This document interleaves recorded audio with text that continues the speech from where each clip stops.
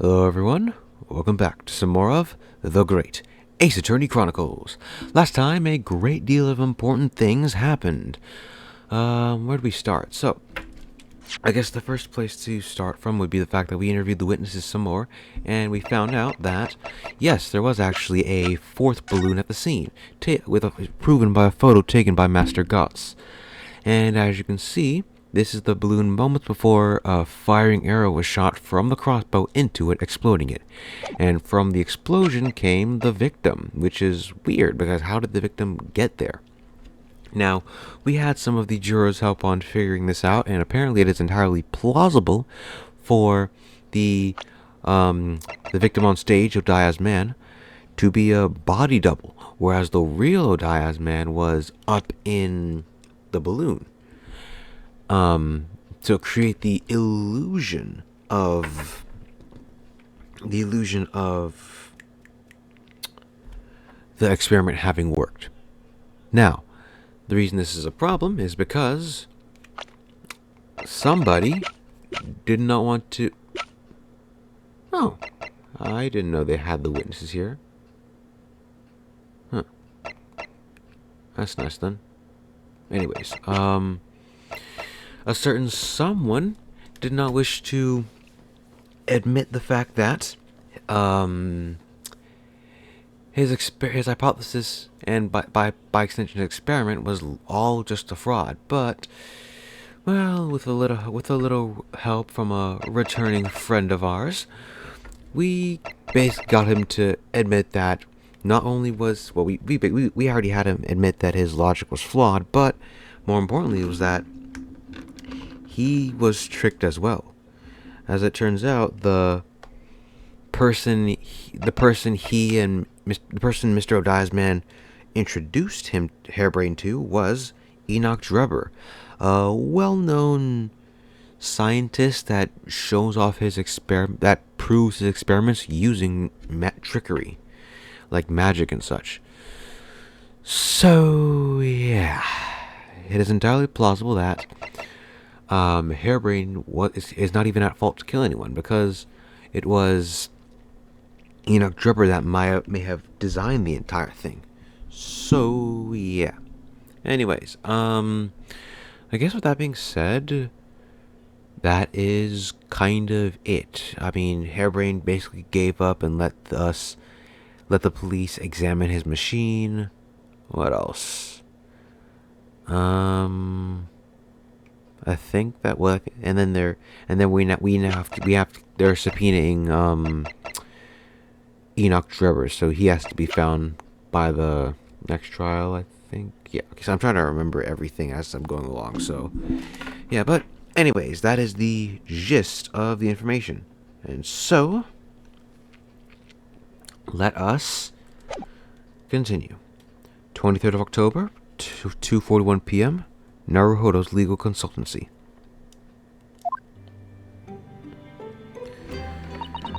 Oh, this room.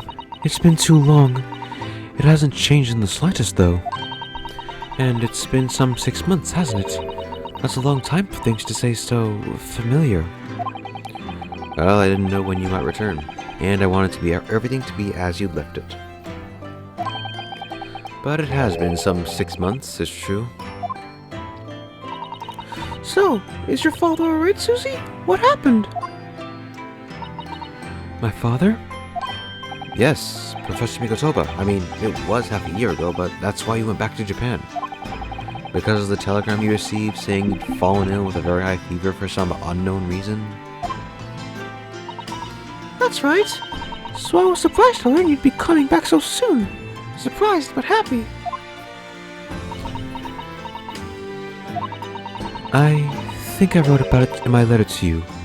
That it was all a trick. My father is in fine health, and I'm obviously very relieved about that. Well, we're all delighted to have you back.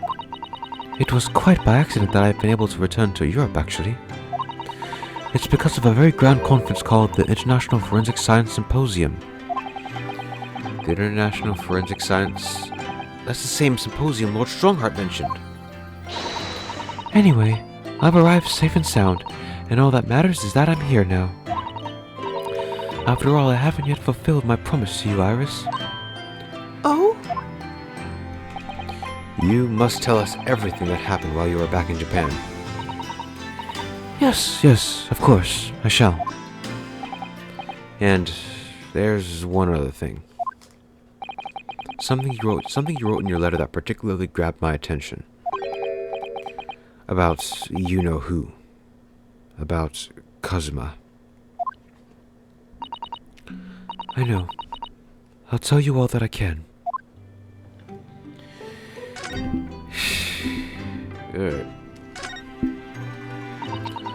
When I first arrived back in Japan, I really thought I'd never be allowed to return to Britain. But, curiously, after that awful trial at the Supreme Court, Father's mood changed entirely. The awful trial? Oh, yes. For their murder of Giselle Brett. Ooh, you dressed as a man then, didn't you, Susie? Oh, well, yes. Since women are forbidden in the courtroom, I had no choice. Wow, amazing. I wish I'd seen it. Don't you, Uno? Yes, I, suppose so. I want to play at being a lawyer now. I could wear a false mustache, maybe. I don't think any mustache could hide the fact that you're just 10 years old, Iris. There's something else I've been wanting to ask you, Mrs. Sato. It's about the real reason why Professor Mikotoba summoned you back to Japan. You said in your letter it was something to do with that convict's loot we found in Mr. Natsume's lodgings? That's right. The very large dog collar we found with the bee emblem on it. It seems Mr. Natsume included a drawing of the collar in the report he submitted about his time in Britain. I understand that when my father saw the report, he turned as white as a sheet. Why would that be, then? Father came to Britain himself, of course, to study. It was some time ago now, but he stayed for 6 years. I can only imagine that something must have happened during that time. But if he refuses to tell me what it was, then I intend to find the answers for myself. And I've decided that I, for one, won't keep any more secrets. Oh, Susie. That's a very meaningful look Susato-san's giving Iris there.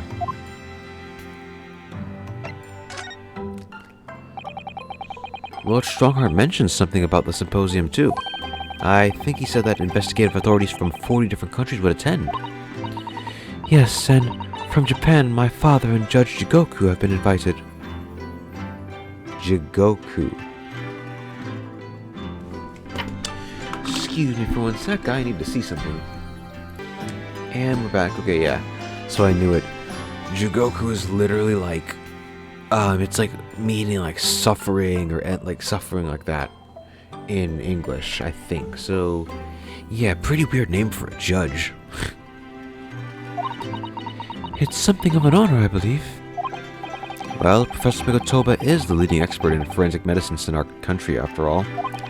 But who's the other person you mentioned? A judge, did you say? Yes, His Excellency, Judge Seishiro Jigoku. You've met him, Mr. Naruhodo. Last year, in the Supreme Court. You can't have possibly forgotten. That terrible trial of yours, when you were accused of murder. Yes, I try to think of that as a positive turning point in my life these days. Well, it was Judge Jigoku who presided over that trial.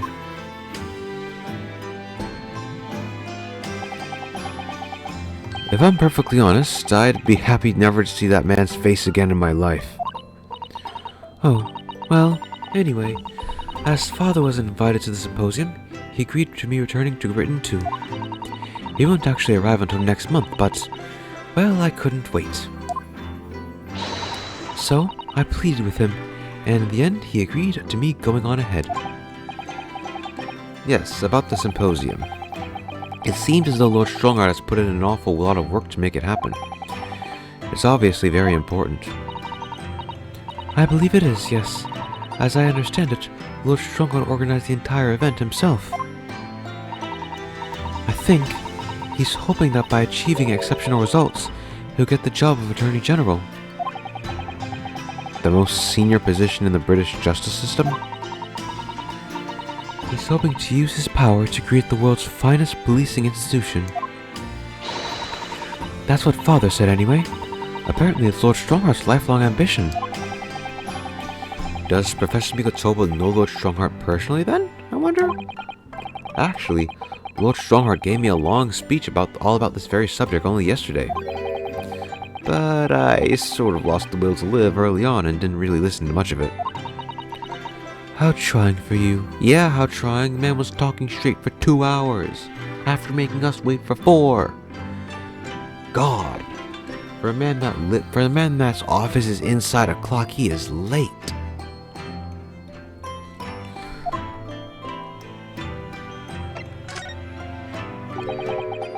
Giselle Brett. The woman whose unforgivable actions ended in me being wrongly accused of a crime I didn't commit. And kinda led to you being here, so... The murder of Dr. John H. Wilson. Yes. Giselle Brett. That's a name I won't forget for as long as I live. The extraordinary thing is, though, it seems it's a name we should all forget. Sorry? Since the incident, our government's intelligence services have been investigating Miss Brett. But it turns out that an Englishwoman by the name of Giselle Brett didn't actually exist. Yeah? What do you mean, didn't exist? Didn't exist? But how can that be? It was a pseudonym. Her real name was Shin. And she wasn't a visiting student either. That was a front. A front? Who on earth was she then? Miss A. Shin. Her name is literally all our intelligence service have been able to ascertain about her. Nobody knows why or even how she came to be in Japan. A. Shin. Yeah? Wasn't that one of the names on the envelope in the last game?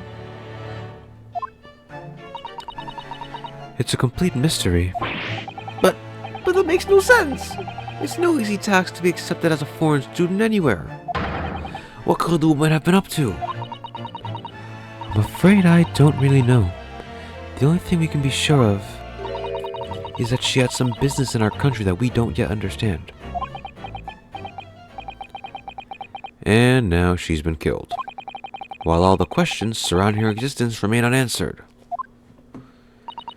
I'm afraid so. A. Shin. Who on earth was she? And why do I feel as though I've heard that name before somewhere? Alright. After my friend Ray's trial, the reporter who actually killed Miss Brett said something very strange. Oh, great. Here we go. I know the truth. I know you had a hand in what went on in that visiting student's fate. Nobody here in Japan knows anything about it. They don't know that the guy never made it to England, that he died on that steamship, and that he'll never...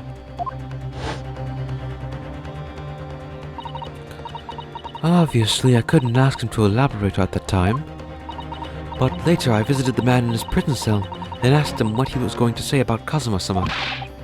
And what did you learn?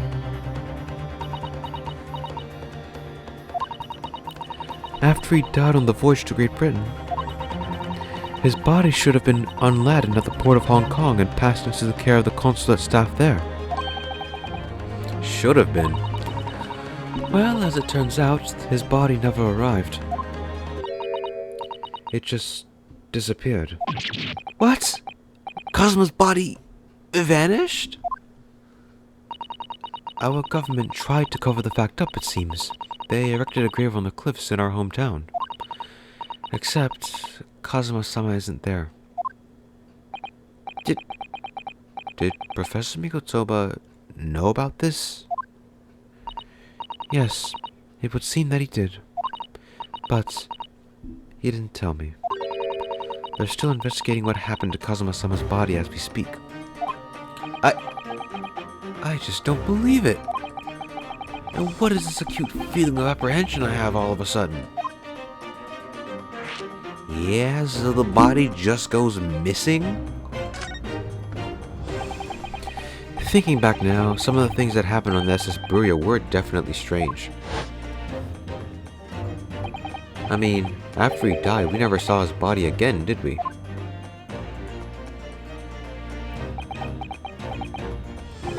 Could it be that he's actually still alive? Stop it, Mr. Naruhodo. It's too much to bear. I'm sorry. I didn't mean to. Just thinking about the possibility pains me so very much. Cast your mind back for a moment, Mr. Naruhodo. When Kazuma-sama was discovered, Mr. Shome was there, wasn't he? And he definitely examined the body. I remember it clearly. Ah, you're right. Is she? Because I don't think Mr. Naruhodo was awake at the time. So, if Kazuma hadn't actually been dead at all, it would mean that Mr. Shomes had lied to us. But there's no reason why he would possibly have done such a thing. I suppose that's true. Yes.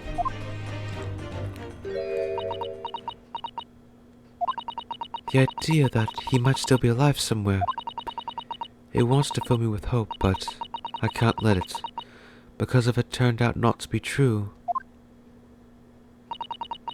then I'd be back at the bottom of that awful pit of despair again. I'm terrified of what that might do to me. Oh, Mrs. Sato. I know she's given the idea the thought it deserves. It's Susato-san we're talking about after all. So I probably shouldn't push it now.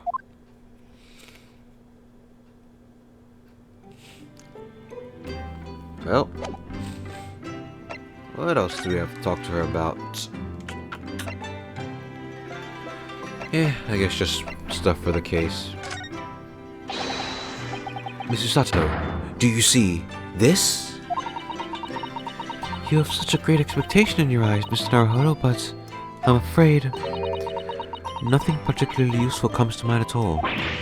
Oh, sorry. I'm not sure what I was expecting there, really.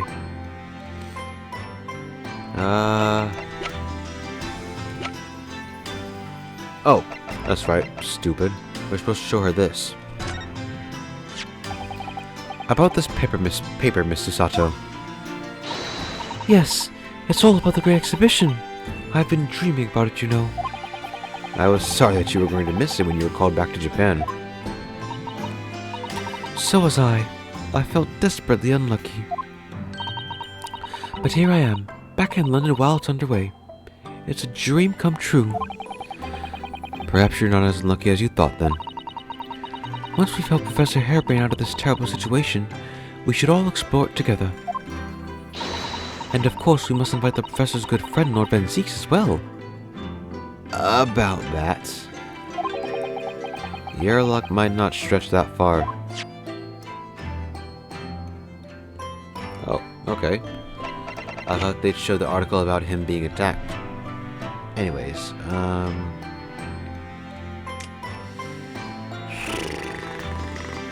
Is there anything to... Oh, right, sorry. Actually, if you go right, Iris is here to talk to. There it is. It must be about a year ago now. I wrote a real long story based on some of my father's old notes. It's about one of Hurley's greatest exploits. I called it The Hound of the Baskervilles. But then Mr. Shomes forbade you from publishing it, and put the manuscript somewhere nobody could get their hands on it. So nobody knows anything about it, apart from Hurley and I. But for some reason, you knew the title of it, didn't you, Susie? Oh, it sounds so exciting. The Hound of the Baskervilles.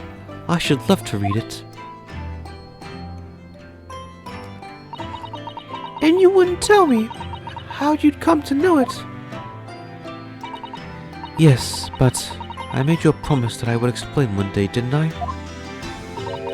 I think it's time. Oh.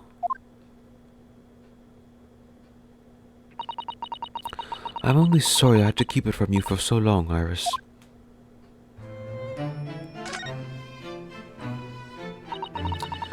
It was completely by accident that I came to know the title of your manuscript, Iris. It was a short while before we left Japan. I was cleaning Father's study, and I saw something on his writing desk. A large box of papers. There was a label affixed to the box that was written in English. It read, "The Hound of the Baskervilles." What? My Baskerville story? Of course, I had no idea what it was at the time. But Father came in and... Susato, what are you doing? Oh, Father. Did you look at those papers? No, I simply read the label, that's all. Well, put it out of your mind. Sorry? Forget that you ever saw it, and certainly don't tell anybody else about this. Do you understand?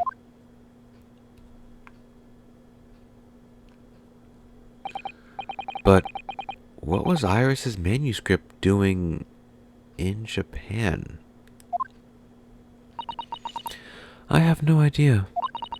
But when I heard Iris mention the word Baskerville that day, the title just slipped out.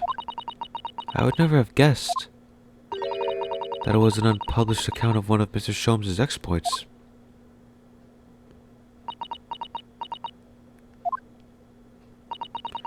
When I returned to Japan, I asked my father to explain, but he refused to answer any of my questions, and there was no sign of the big box in his office.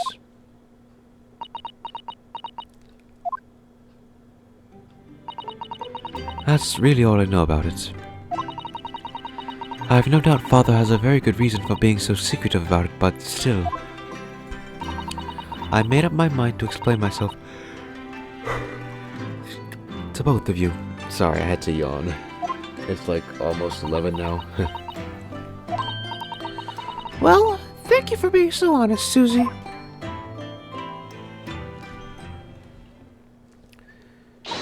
So, Miss Naruhodo, I'm ready to start investigating if you are. I've committed every detail about this case to memory. Really? You just came yesterday. And Iris told me about the disturbing happenings at the Waxwork Museum as well. Great. So, you're fully abreast of the situation already. Miss Sato, I'd expected nothing less, to be honest. I would think our first port of call to be to investigate this Mr. Drupper, the engineer responsible for building the elaborate machine that was used to effect this extraordinary trick. Yes, a conjurer of sorts by the sound of it, well known in the fields of science and magic. Then, we'll need to go and arrest him. Well, yes. He must know the truth behind this case, so I agree we really do need to find the man. It sounds like it's a case of tracking someone down. Which is a job for the police, or a great detective. Are we supposed to guess who she might be thinking of? We don't have much time, so we need to get started straight away, I think. Good idea. Well, best of luck then. Oh, you're not coming today? I'm going to Brixton Road shortly for the herb market. But let me know later how you got on, won't you?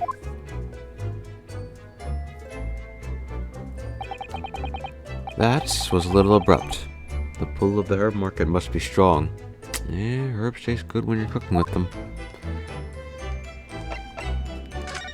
Alright, let's move. We have a few places to visit. We have the Chief Justice's office, the prison, the prosecutor's office. No, okay. And the experimentation stage. And Madame Tuspel. So, it's just a revisit of everything. I plan on going for like maybe 20 more minutes or so. So, let us head to the prison. Let's ask Hairbrain, if we can get any more information on where Drebber might have built this machine, where his lab might be, and so on. 23rd of October, local prison cell 11.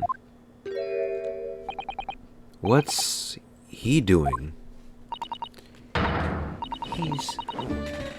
Oh my! The whole wall of the cell is covered by mathematical equations. And he's still writing more now. Professor, sorry to interrupt.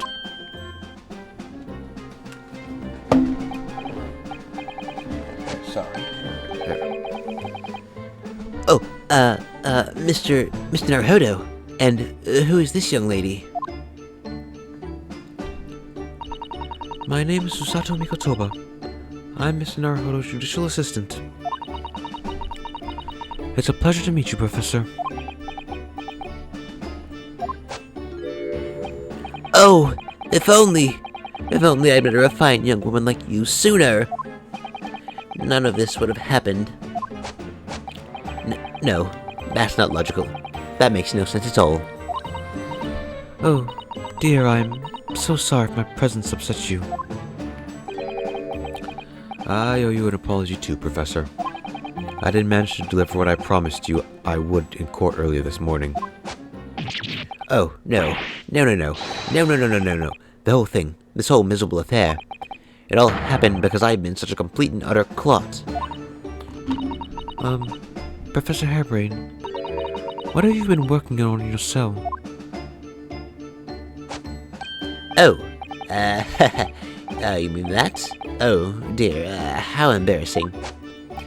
I was suddenly struck by an idea, you see, and I simply had to write it down. The wall was all I had to hand. Oh, is it some new hypothesis? Something to surpass super high voltage instantaneous kinesis, maybe? No, actually, this is my autobiography. Yeah? You need to write mathematical equations for an autobiography? Your autobiography? How I Was Diddled and Fiddled by Albert Hairbrain. I have found I can represent my odd fortunes with only odd numbers in an ambitious set of simultaneous equations. Really? I am going to have to pay back all the loans I took for the kinesis machine, you see.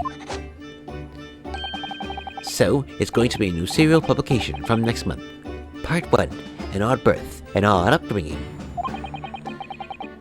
You can't beat the man's optimism, that's for sure. I see. Well, for now, would you mind if we talked a little more about the case? Oh, yes, of course. I've been working through the numbers. I was diddled, I was fiddled by the pair of them. By his man, and by the aloof engineer, Drebber. We're not going to have to sit through an explanation of all these equations, are we? Alright. Let's see. Which one's the... Okay, well, let's talk about the trial.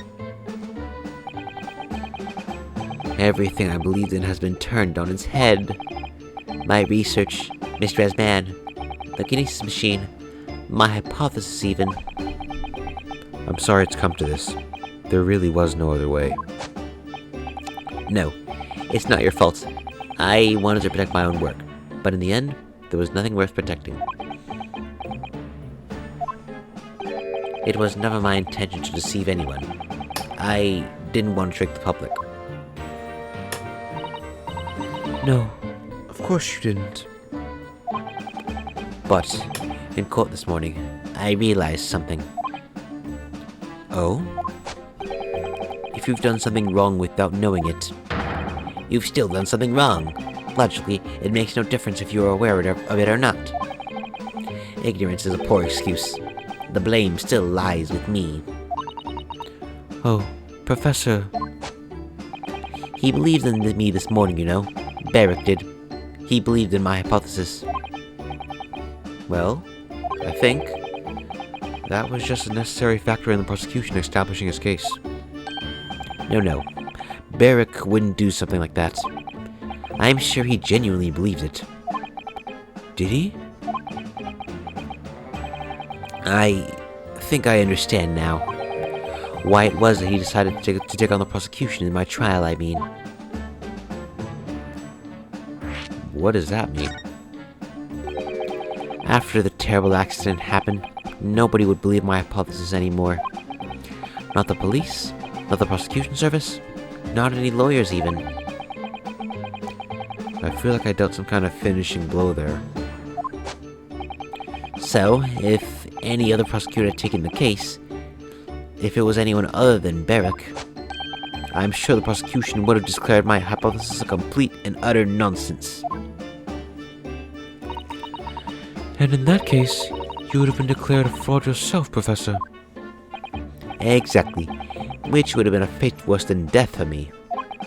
But Barrick insisted that I was a proper man of science from start to finish. You think that's why he...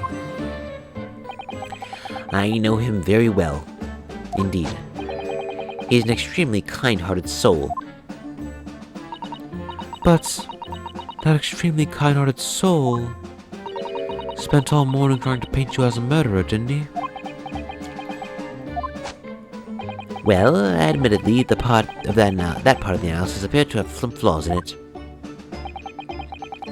And what about the whole Reaper side of things? How does that fit in with the kind-hearted soul idea? Alright, let's talk about the Diddler. Do you think that he set out to trick me from the very start? I'm sorry to say, but that does seem likely, yes. When I first met him, he introduced himself as a wealthy financier. He looked over the paper I'd written and said my work would benefit all humanity and must be pursued. He was so enthused. He was so empathic. But in reality, he was the mastermind of some vast criminal network, it seems. I still can't believe it. As the machine was essentially a set decoration for some stage magic. It probably didn't require a large amount of investment, actually. But the scale of it, it wasn't just some small trick. It was a very elaborate feat of deception. All young scientists are full of hope about their burgeoning ideas, full of zeal. But none of us have any money. We want to do research, but we can't afford it. Many of us take on barely legal part-time work to try to earn just a few measly pennies just to carry on. To go through all of that, only to be taken for a complete fool. It's too rotten to believe. It is, I agree. And that's why we have to find those responsible and bring them to justice. Mr. Esman is no more, of course, which leaves only the engineer. Mr. Enoch Drebber. The fiddler. Is he an engineer, or a magician, or a swindler? It was about a year ago that when Mr. Esman first brought Mr. Drebber to meet me at my laboratory. Since then, I've met him many times to discuss details about the kinesis machine. But at no point did you have any inkling he was just an illusionist? Oh, he definitely wasn't just an illusionist. What do you mean? He was a wealth of deep scientific knowledge. There's no question that the man was a genuine scientist. It's instantly apparent in conversation. I see. But the wretched man deceived you, Professor. It's unforgivable. We must do everything we can to find him and bring him to justice. Are there no more clues you can give us as to his whereabouts? I'm sorry, we only ever discussed the kinesis machine.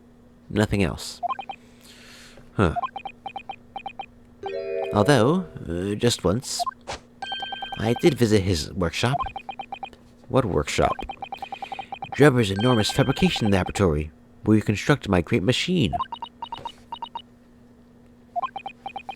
Yeah, where was it? Why didn't you mention this before? Enoch Drebber's workshop? There's every chance we might find the man there.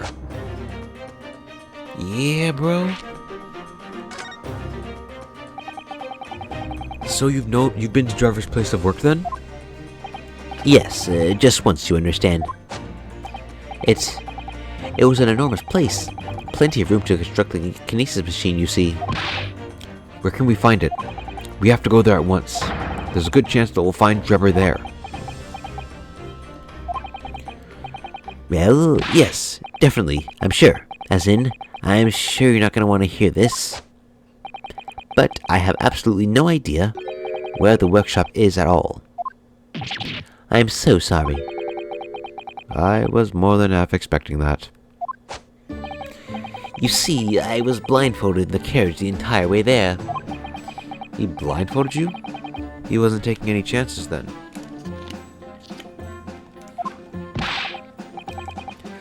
The place was incredible. The pinnacle of modern engineering. Even the oil he used was the very best. A special French machine oil that's impossible to obtain in Britain. The indescribable scent of that imported oil. Perfumers across the world should forget their secret formulae and use that instead. What do you think, Mr. Sato? Ode a machine for your next birthday? I've never used any kind of perfume, Mr. Naruhodo, and I'm not sure I'd like to start with that. I don't suppose you know even part of the workshop's address, Professor? You don't have a business card for Mr. Drebber, for example? The man was clearly very cautious, Mr. Sato. I'm sure you never... Aha! Yes, I do. He gave me his business card once. It's right here. Look. What? Let me see that.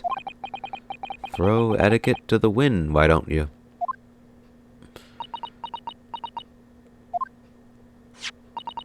Enoch Drebber, engineer. That's it? I'm afraid that's all it says. There's no address. No. Oh well. I can't say I'm surprised. Still, this could be useful.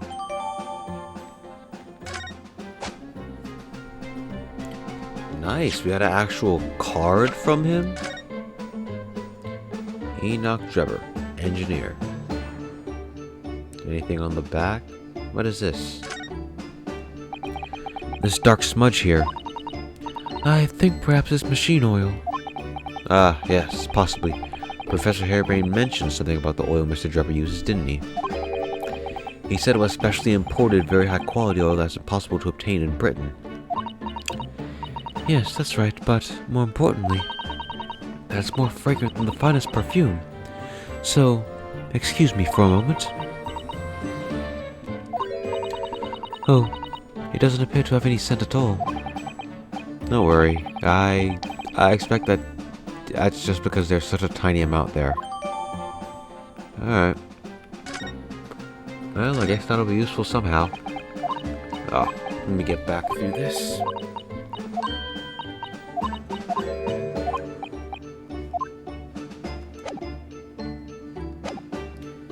And that's it. We ain't got much else to talk about, I don't think. So let's move house to the next location. We don't have any reason to head to the Lord Chief Justice's office, so let us head to the instrumentation stage. We can look around a bit more now that we can actually touch the machine. 23rd of October, the Great Exhibition Grounds, foot of the Crystal Tower.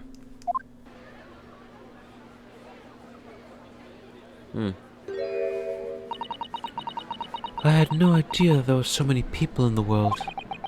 I know what you mean. It's really packed in here today. It feels as though it's taken us 2 hours just to make our way through the crowds at this point. Has it? I shut my brain down, so I didn't really notice, to be honest. Gosh, I do wish I had your absence of mind sometime, Mr. Naruhodo. There you are. Oh, there you are. I had a feeling you lot will show your mugs before long. Oh, Inspector Rexon. I see you're hard at work as usual. Warm greetings to you. I do hope you've been keeping well since we last met. What's with all the ceremony? We just saw each other in court this morning. Not you, sunshine. The gentlewoman so loyally at your side. Oh. Why, thank you, Inspector. How good of you to notice. Yeah, so for me it's yeah, I had a feeling you'd show up. But for her it's warm greetings to you, madame. Yeah? Okay.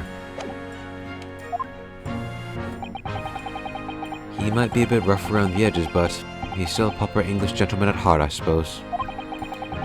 As you've probably guessed, we were hoping to investigate the scene some more. Right. Well, that's the young trainee's domain. Oi! Get over here, Gina.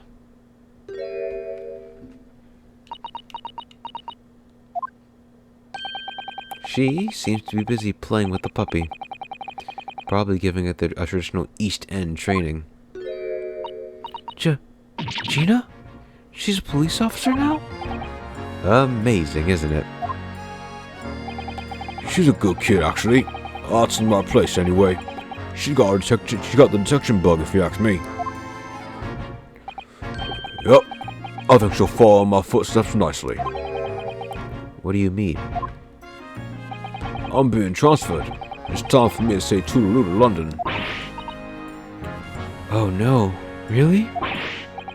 That's a bit sudden, isn't it? I had no idea. Where are you going to be posted then? We'll come to see how you're getting along. Haha, not likely, but you're welcome to try. If you don't mind trips to France, that is. To France? I'll be working in the Paris Police Prefecture. Should be right up my alley. But France? It's an entirely different country. I don't understand. Why would you be sent there? That's the way the world works, sunshine. Now don't go poking your nose in where it's not wanted.